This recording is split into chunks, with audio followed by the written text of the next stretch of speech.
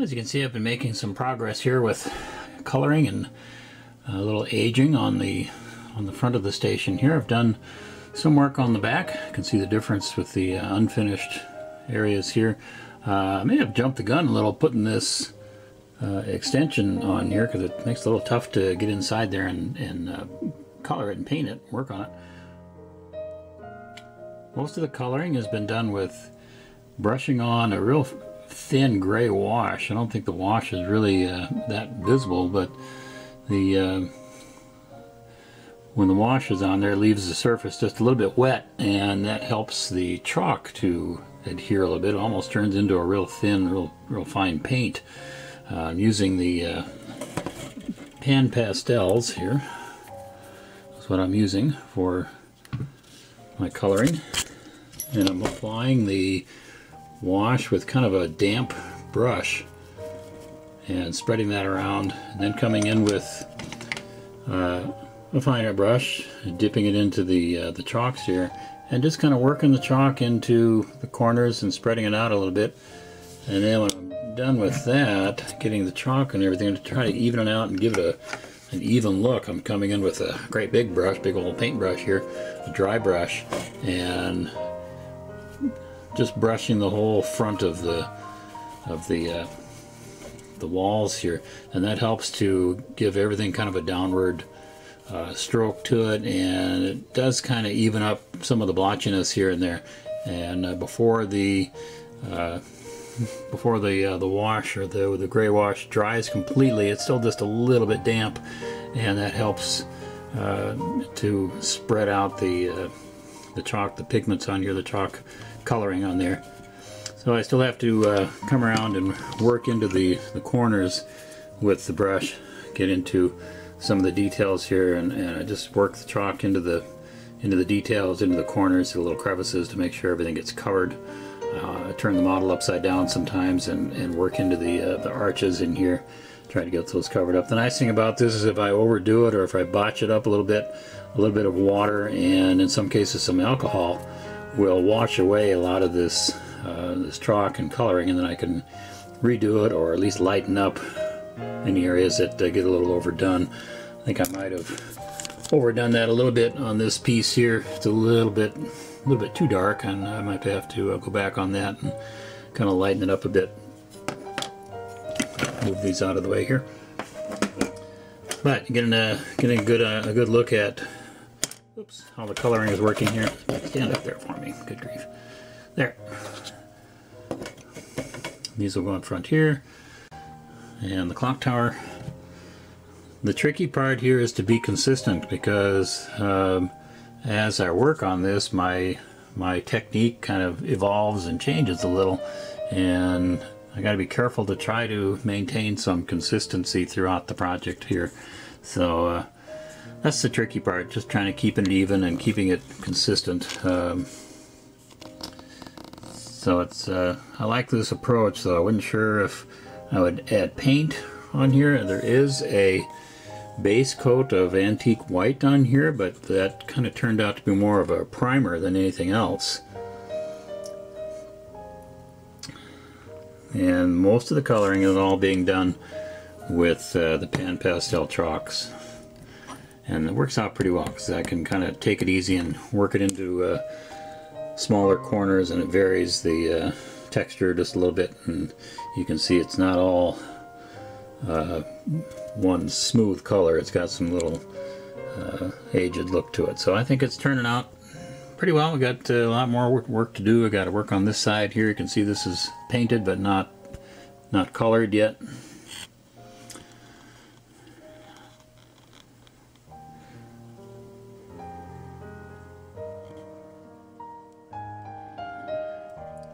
All right, I'm going to try to demonstrate what I'm doing here for painting.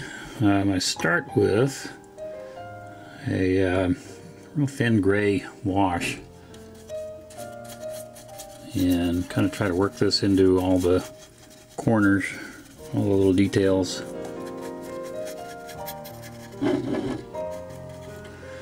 I'll get the light on there for you.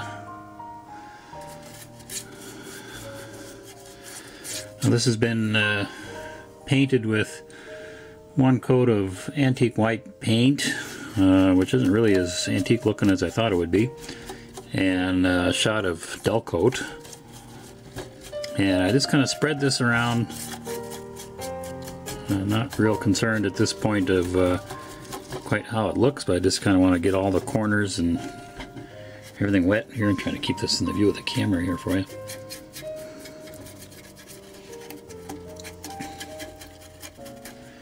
So I'll keep kind of working this in a little bit. Keep the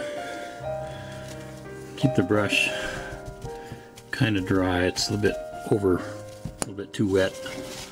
I can come in and dab some of this up a little bit. I don't want it real wet, but kind of damp.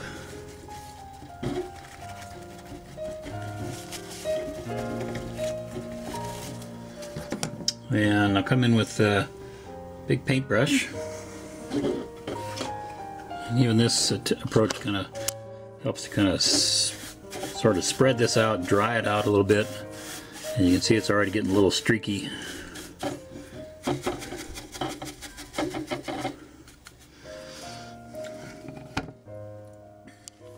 Next I'm going to come in with, use the big brush and just brush in. I'm just doing a real quick dip in the pan pastels I've got here. It's kind of a dark brown color, and just kind of giving it a real broad brush application here. Now there's some places that are already a little too dark. Right in here it's a little bit too dark, but we'll fix that up in a bit.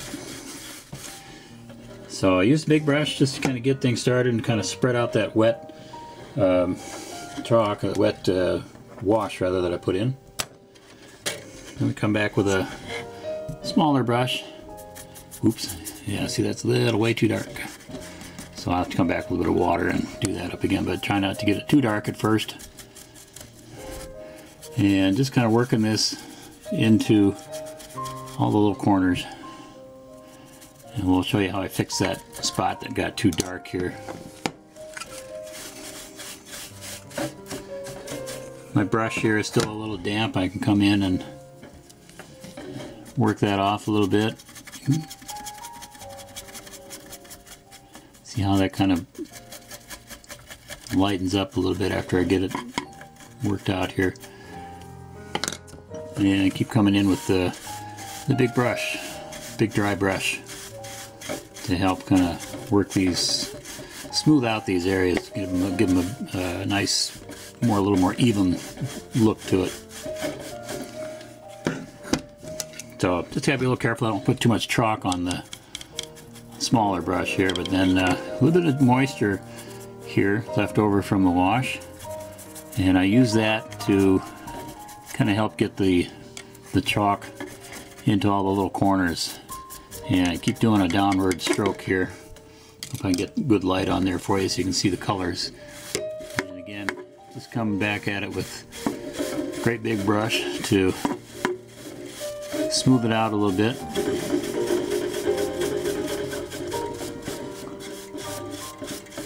And there's one area, and again I can put a little chalk right on the big brush here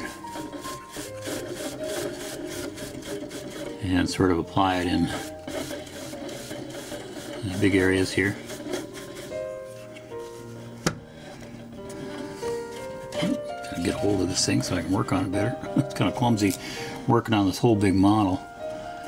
Some areas are a little bit not quite what I want yet, but again I keep coming back with my brush. It's just a little damp, and just work the colors around in here. Not too concerned yet about whether I've got what direction the strokes are going yet, because I know I can smooth it out some.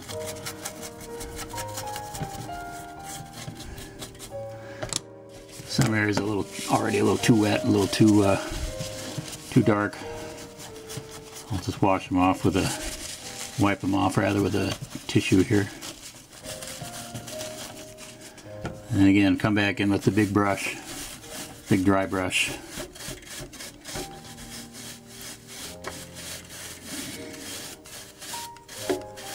And any areas that are a little uneven or a little dark, whatever, I can kind of even those up.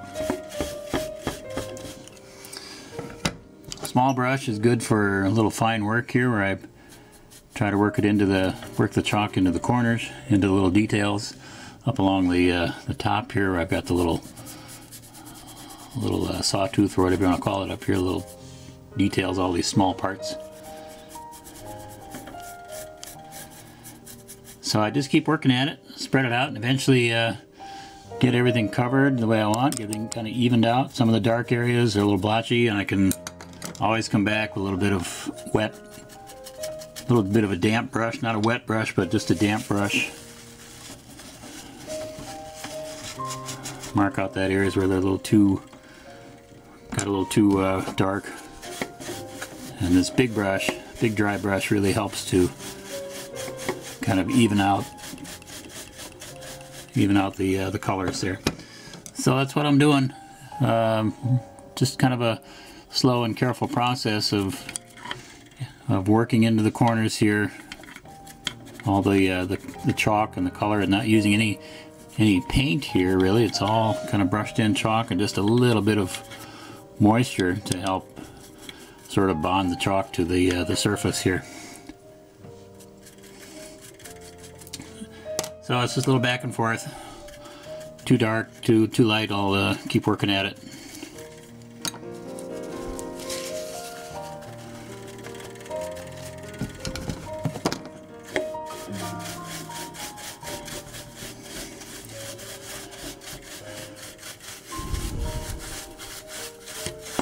As long as it stays wet, just a little, not necessarily wet, but just a little damp, and it's easy to keep brushing this chalk around and finally get it looking the way I want. And I got to get the top in here too. Whoops, there goes my camera. Got to work on the top pieces here too to get chalk on the tops here. So I have to kind of turn the model around different ways to get at it in different angles.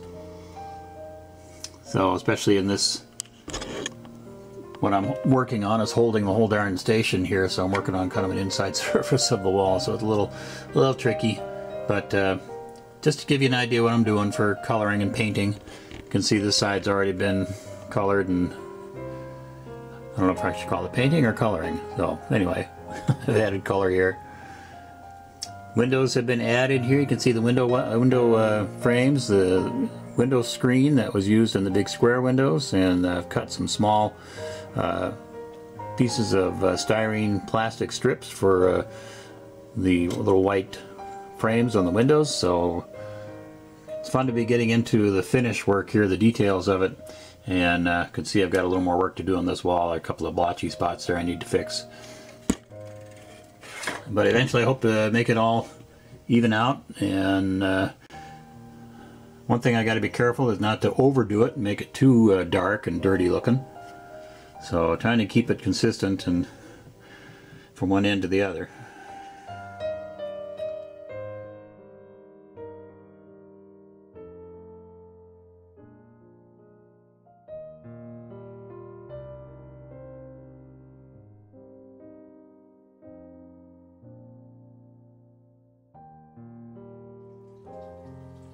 Well, making the end walls here for the concourses.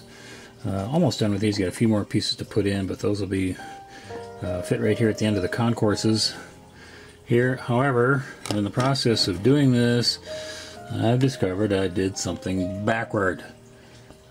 I put the concourses on the wrong way, so I've had to tear them apart, and they've got to be swapped. So another frustrating setback here, and I'll try to get this straightened out and get these reattached. So I'm going to have to straighten this out, but they were backward because this is where the stairwells are going on these blank walls here, and I had the darn things in backwards. So I'll have to figure out a way to get that fixed and back together again. So it's a lot of repair. I had to tear apart a lot of stuff here, and it's lots of things are loose. I cut out a lot of the lights and so forth, so it's all going to have to be put back together. So another setback, but we'll figure it out and get caught up here and back on track. So that's where we are. Okay, well, it took a little bit of work, but I've swapped concourses so that they're in their proper configuration. I've got the end walls on each concourse, got that put in. So we're kind of back to, we made up some ground here and making some good progress again. With these in place, the only thing I have left to do in terms of structure and so forth is a piece like this to go on the end of the south wing. I got that little open spot there, you can see, and that will pretty much be it for the structures for everything on the station on the street level part. Then the roof panels have to go in. So a little bit of work yet, lots of little detail coming. We're going to get more the windows done, little window frames, and here we'll do more of that in the next video. This one's gotten a little long. I just wanted to kind of give you a quick update on the station here. We'll do more painting and or coloring. I'm not sure if I'm calling it painting or coloring, but anyway, get the colors going on here. I tried to demonstrate to you in this video how the color is being applied to the station.